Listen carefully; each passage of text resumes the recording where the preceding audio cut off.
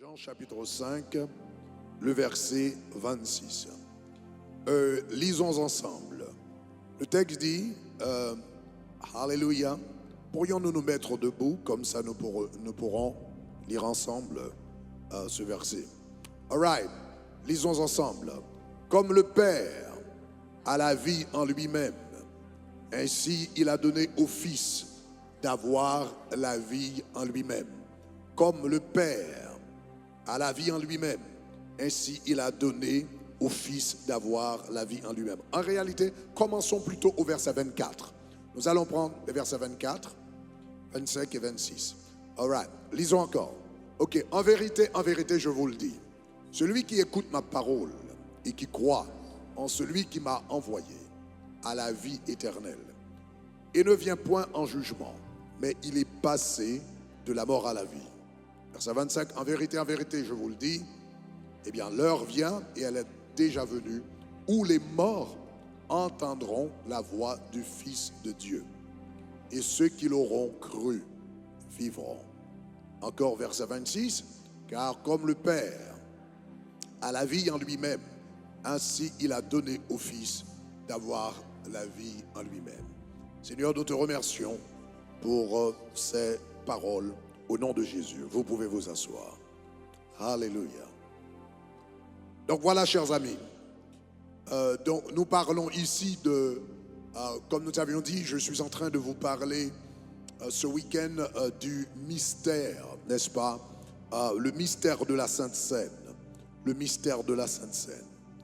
Et la Sainte Seine, en réalité, est connectée à la vie de Dieu.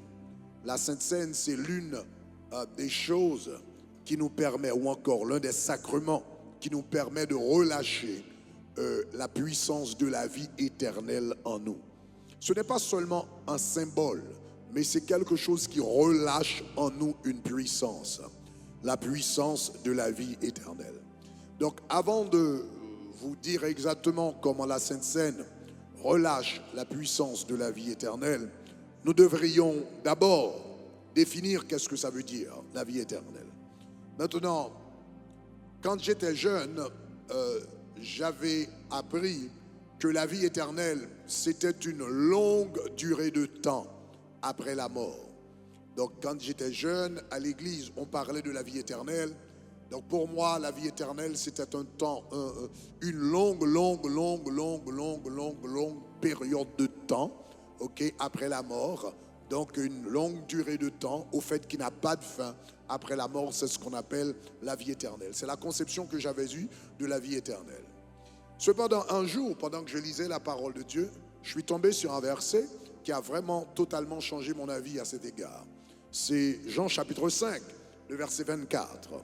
Dans le Jean chapitre 5, le verset 24, le verset que nous venons de lire, le texte dit « Celui qui écoute la parole de Dieu et qui croit en celui qui m'a envoyé », alors c'est Jésus ici qui parle, il dit « Celui qui écoute la parole de Dieu et qui croit en celui qui m'a envoyé a la vie éternelle ».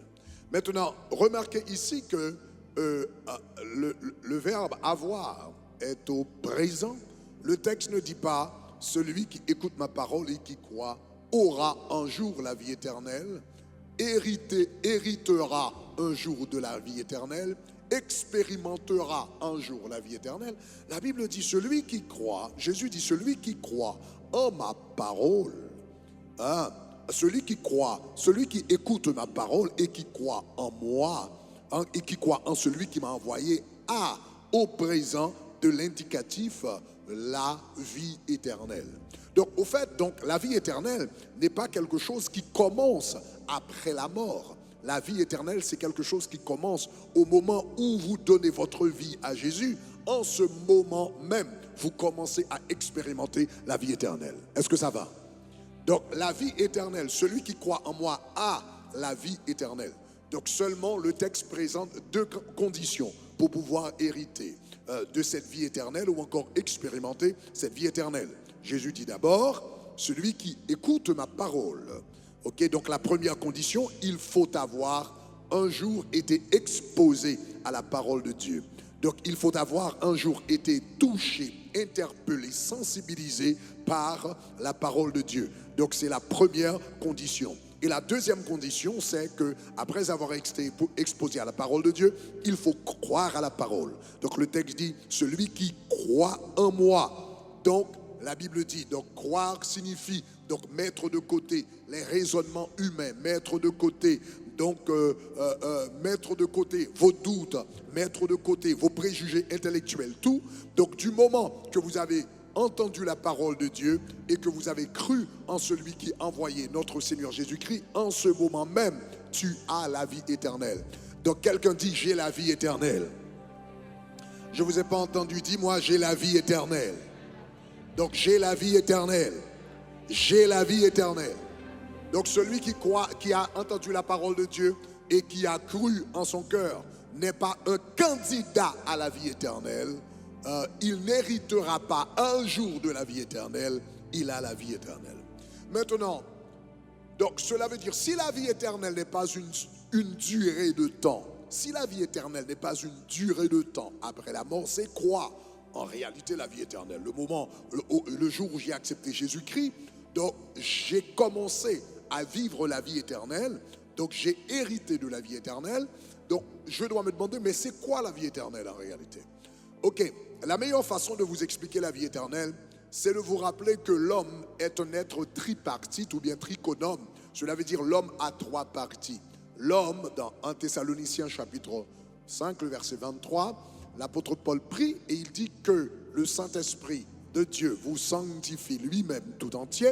Et le texte dit et que le Dieu de paix vous sanctifie lui-même tout entier et que tout votre être, l'esprit, l'âme et le corps, soit conservé irrépréhensible. Donc l'être humain est composé de trois parties que la Bible appelle l'esprit, l'âme et le corps. Donc c'est un être tripartite, un être trichonome. Maintenant, vous avez trois parties. Il y a le corps qu'on voit, et après il y a l'âme et il y a l'esprit. Maintenant, chacune de ces trois parties transporte sa propre vie. Chacune de ces trois parties a sa propre vie, expérimente sa propre vie, transporte une vie bien distincte. Premièrement, il y a le corps. Donc voilà pourquoi dans le Nouveau Testament, il y a trois mots qui décrivent le mot vie. Donc nous, quand nous parlons de la vie, nous utilisons seulement le mot vie. Mais dans le Nouveau Testament, il y a trois mots qui parlent de vie et chacun de ces mots-là décrit la vie de l'une des dimensions de l'homme. Premièrement, il y a le mot bios dans le Nouveau Testament.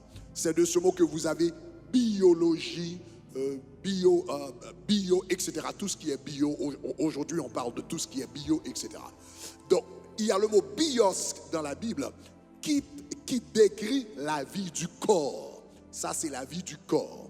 Donc, par exemple, dans Luc chapitre 8, le verset 14, la Bible parle de ceux qui aiment les plaisirs de la vie.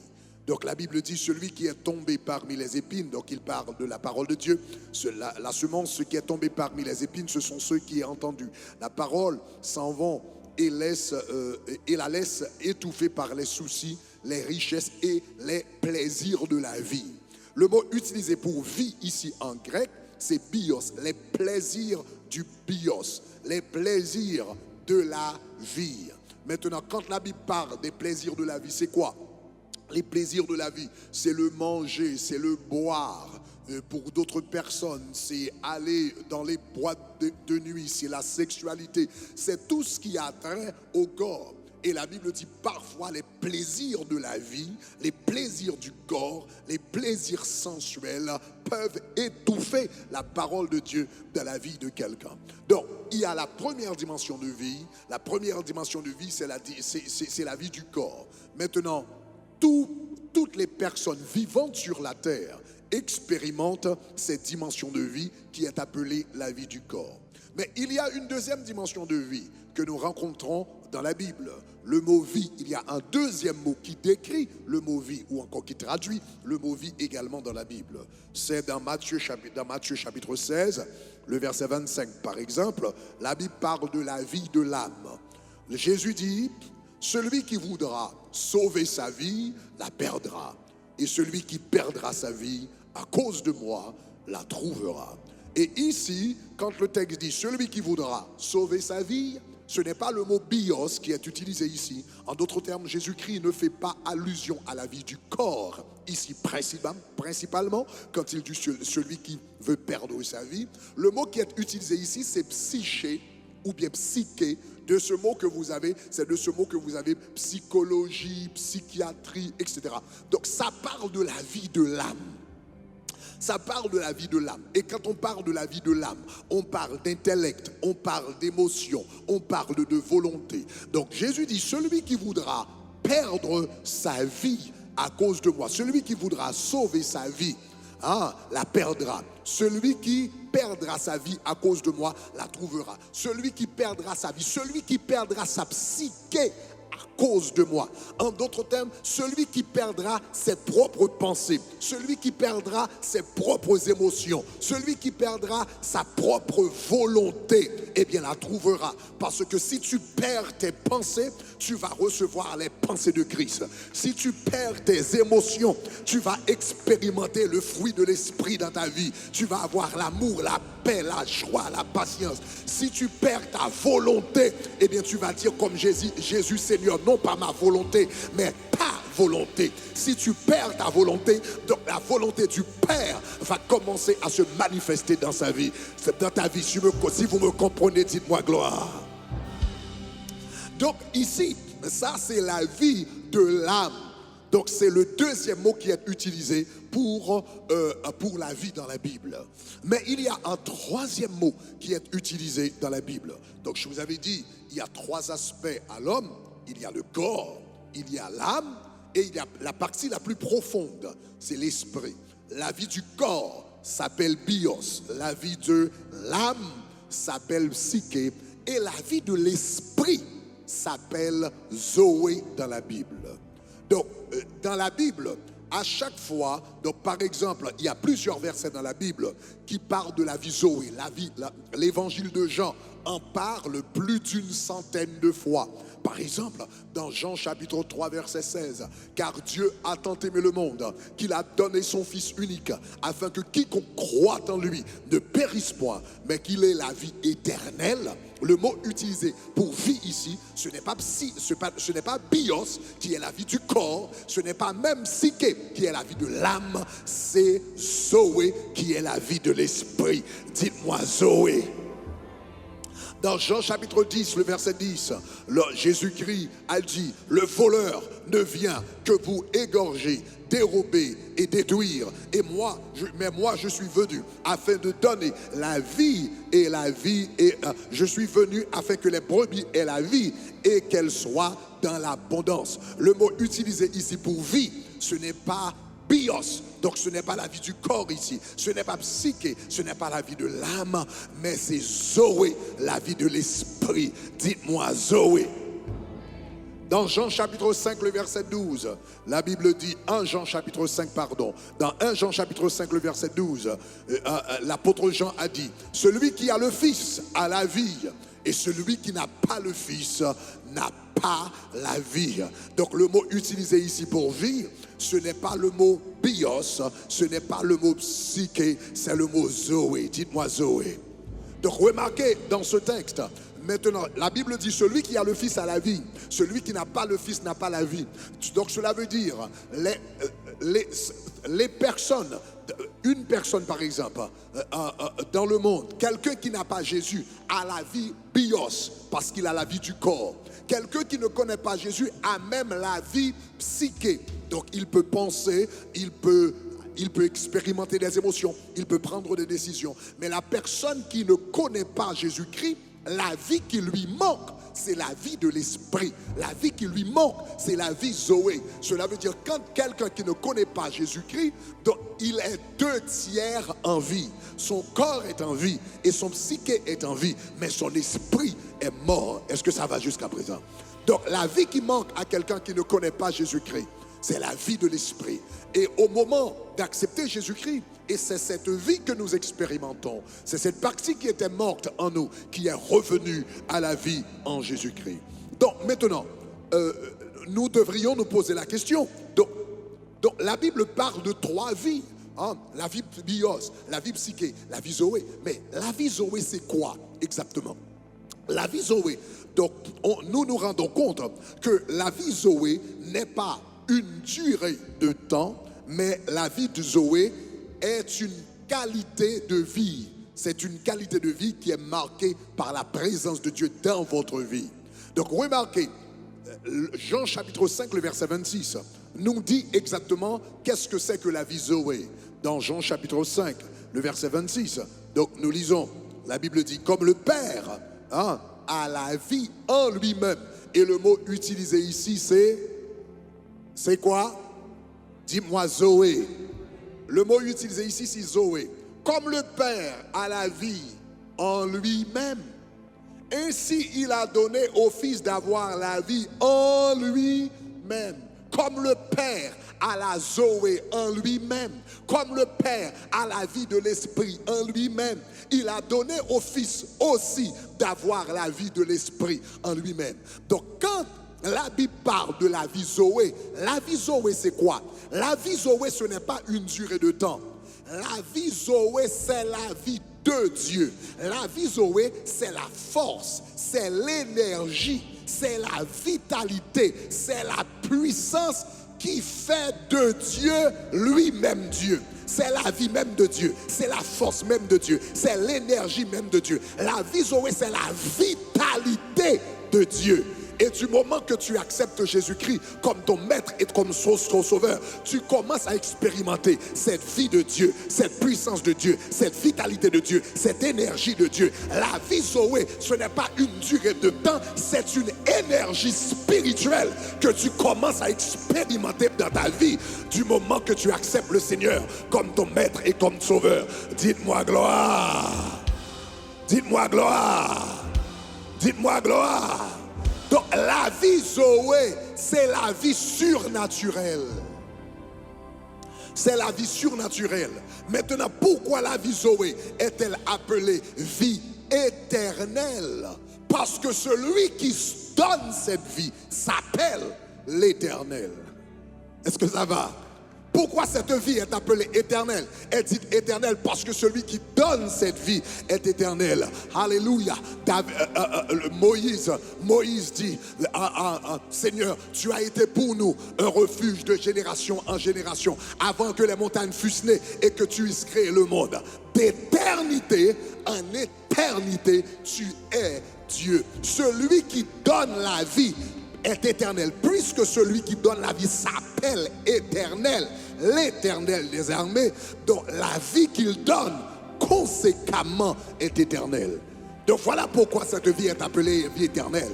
Elle n'est pas vie éternelle parce que c'est simplement une durée de temps, non, c'est plus que ça. Oui, ça dure éternellement, c'est vrai, mais c'est plus que ça. C'est la vie de Dieu, c'est la puissance de Dieu, c'est l'énergie de Dieu, c'est la vitalité de Dieu, c'est le dynamisme de Dieu, c'est la force surnaturelle de Dieu, maintenant qui pénètre ton esprit et maintenant qui va affecter ton corps, qui va impacter, qui pénètre ton esprit d'abord et puis qui va impacter ton âme et qui va impacter ton corps.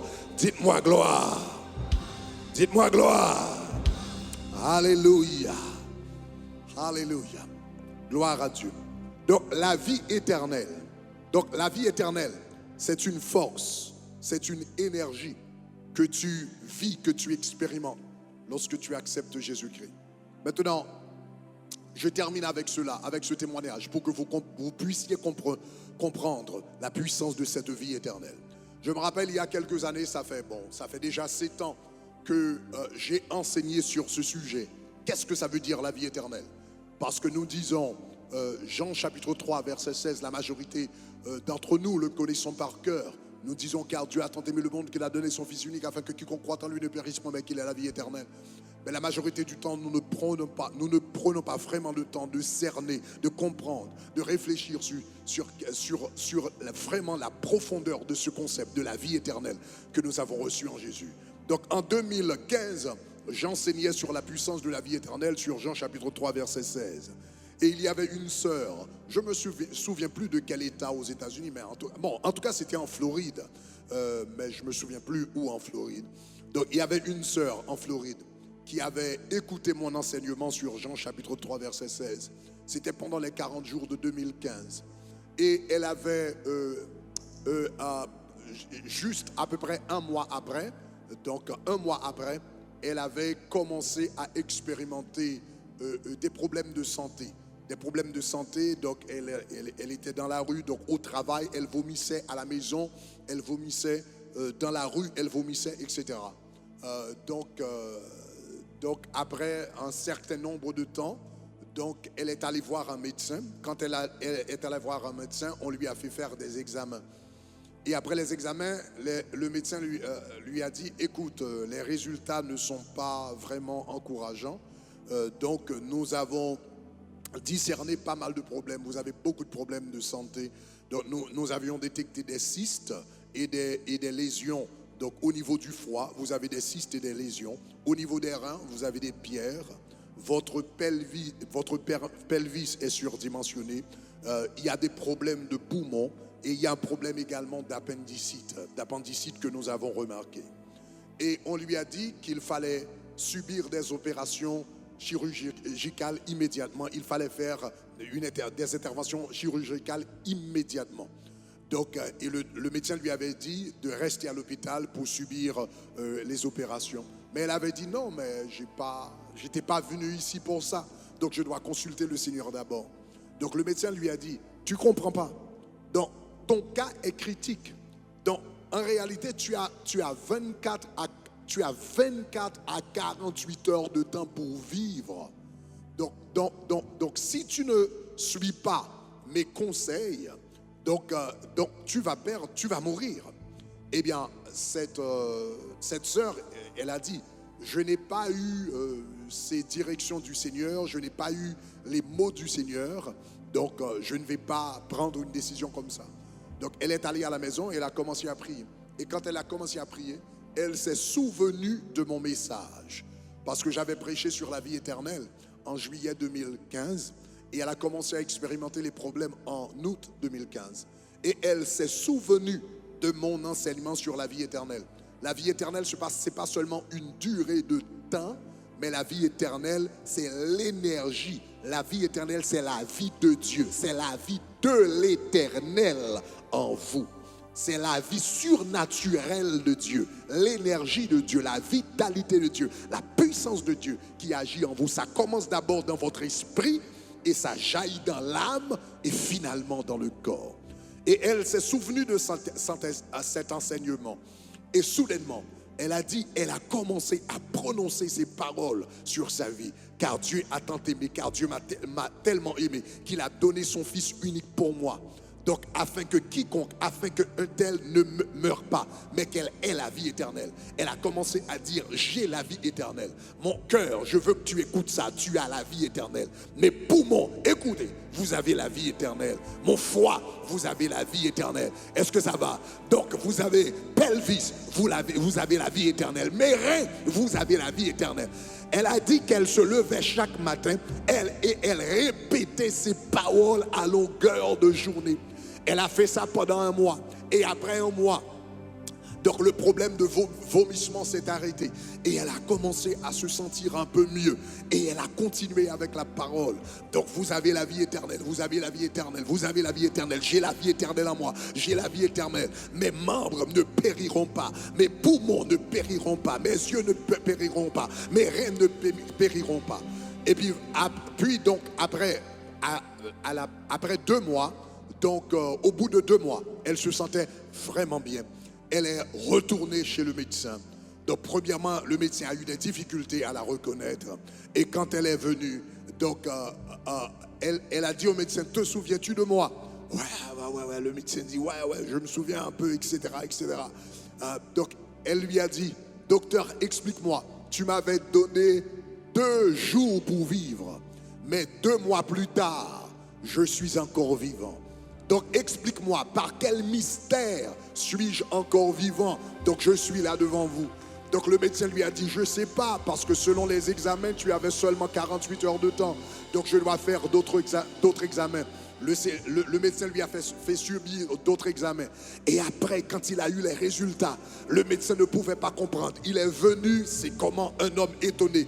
Il a dit, madame, je ne comprends pas ce qui est arrivé. Mais j'ai regardé votre foie, c'est normal. J'ai regardé les reins, c'est normal. J'ai regardé le pelvis, c'est normal. Les poumons, c'est normal. L'appendicite a disparu. Tout a disparu. Madame, donc vous êtes en parfaite santé, vous êtes en bonne santé. Parce qu'elle a dit, alléluia, parce qu'elle avait relâché la vie éternelle qui était en elle. Parce qu'elle avait déclenché cette puissance, cette énergie, cette vitalité, cette grâce qui était en elle. Elle l'avait relâchée. Dites-moi gloire. Dites-moi gloire. Dites-moi gloire. Mais quel est le secret pour pouvoir relâcher la vie éternelle? Jean chapitre 3, 5, verset 24 dit, celui qui écoute la parole, il faut que quelqu'un te prêche la puissance de la vie éternelle. Et la deuxième partie, et crois en celui qui m'a envoyé. Il faut que quelqu'un te prêche ce message. Cette sœur, pour expérimenter la vie éternelle, pour vivre la vie éternelle et manifester la vie éternelle, elle a dû d'abord écouter une prédication sur la vie éternelle, et deuxièmement, elle a cru à la prédication qu'elle avait entendue et elle a manifesté la vie éternelle dans son corps. Je déclare au nom de Jésus, alléluia, à partir de ce dimanche de Pâques, tu vas manifester la vie éternelle. La vie éternelle va se manifester dans ton esprit. La vie éternelle va se manifester dans ton corps. La vie éternelle va se manifester dans ton âme. La vie éternelle va se manifester dans vos finances. La vie éternelle va se manifester dans votre mariage. La vie éternelle va se manifester dans vos études. Tout ce qui était mort, la puissance de Dieu, la vitalité de Dieu, la force de Dieu, l'énergie de Dieu va se manifester dans tous les domaines de ta vie. Dites-moi gloire. Dites-moi gloire. Dites-moi gloire. Alléluia. Dans quelques minutes, nous allons prendre ensemble la Sainte Seine. Et chaque fois que nous prenons la Sainte Seine, c'est une façon d'activer cette vie éternelle que nous avons en nous. Parce que Jésus dit, celui qui mange mon corps a la Zoé, a la vie éternelle en lui. Et celui qui boit de mon sang a la vie éternelle. À chaque fois que vous prenez le pain par la foi et chaque fois que vous prenez le vin par la foi, vous êtes en train d'activer, de déclencher cette vie éternelle que vous avez dans votre esprit pour qu'elle puisse se manifester dans votre âme, dans votre corps et dans votre environnement. Disons gloire.